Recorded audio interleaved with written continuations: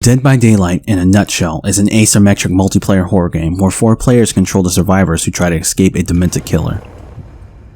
This is done by activating 5 generators placed around the map, opening the door to salvation, and run like hell! This game can be pretty terrifying, particularly the first time around.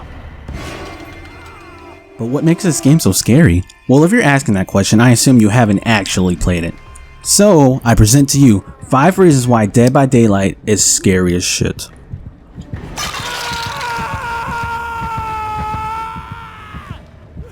From a first glance, you can tell where the game gets its inspiration from. Villains such as Jason, Freddy, Leatherface, My Inner Dark Fetish Fantasy. And if that isn't terrifying enough, you should know that you're walled in with this maniac until you do something about it. Meaning you just can't hide and wait it out. In a game of cat and mouse, or killers and killies, visual cues just won't cut it. You have to wait, hide, listen, and be fast and deliberate with your actions. I'm telling you now, you don't want to hesitate. When the killer is nearby, you'll hear a heart pounding and get faster as he gets closer.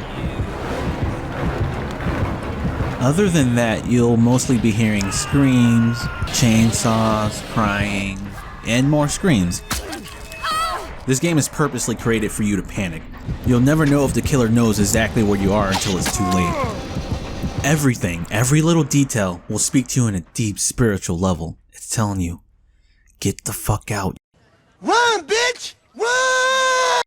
A debatable aspect of the game is the fact that there's no communication. With the exception of lobby chat, which is a bad idea because things never go as planned, there is nothing, zilch, nada. Noise is the communication. I can't stress that enough.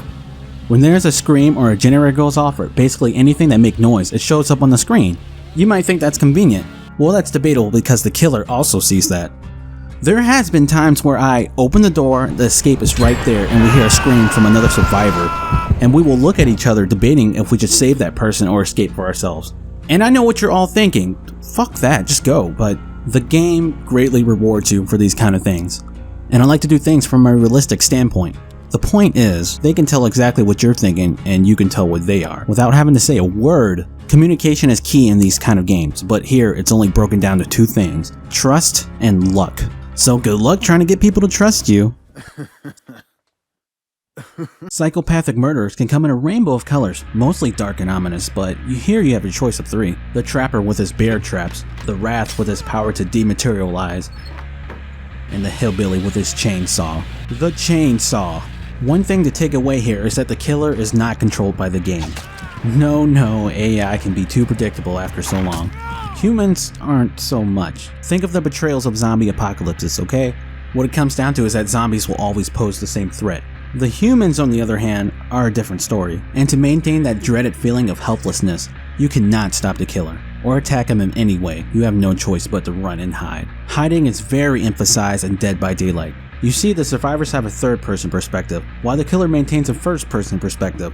This feature was done on purpose to give the survivor a better sense of visuals and peripherals, and to restrict that of the killers. It is entirely possible to walk right by a survivor without even realizing it, or the killer walking by you depending on the perspective. Oh, and just running is not a good idea either. You see, the killer runs faster than you do, though there are ways to slow him down, and if you're injured, he'll be able to track you as well. So think again if you see an injured survivor running and you want to heal them. As previously stated, the objective of the game is to power the generators, open the gate, and, well, not die. Saving the other survivors is completely optional, but the game highly rewards you for it. But what maintains this factor of uncertainty is the fact that you'll never know where the generators are, what map you'll be at, where your fellow survivors will spawn, where the killer will spawn, and which one of these lucky contestants will be gracing your presence. Meanwhile, the killer will always have the generators conveniently highlighted for them. This is done to keep the idea that this is his home, and we are the trespassers. This means for the most part you'll be walking around blind. Yes, most of the time it'll end up how you think it'll end up. But when you do survive, especially with your team, it feels so rewarding. Believe it or not, the killer actually has a purpose other than just hacking your face off for the sheer pleasure of it. He needs the survivors as a sacrifice. And if you're caught, he won't kill you off right away. He'll place you on one of several hooks that he just, scattered around conveniently. Wow, he really does have this all planned out. Then you let out a night-curling scream. Now this is the part where somebody comes to your rescue and you two run off to the sunset in the most romantic way possible. But most of the time the killer just lofts around your body until... yeah. Now you do have a chance to escape, and I do mean chance because it doesn't always work. But be warned, he will know, and you're injured, meaning that 1, you won't be able to run as fast, and 2, you are now trackable. If the killer manages to hook you through in one of his basement hooks, just consider yourself dead. Just dead. I have never survived after being dragged down there. And if you manage to escape, there is only one way back up, and chances are he'll be there waiting for you. The second option is to hide, but there's only so many places you can hide in before he'll just find you again. Unfair, but I mean, I can't complain, it's pretty realistic.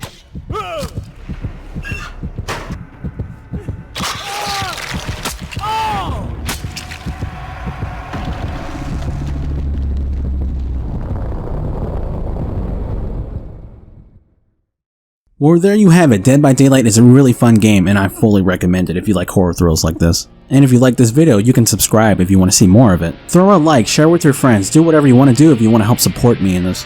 Why do you want to support me? So I can keep making these stupid, silly videos that I do. Thank you all for watching. I'll see you next time.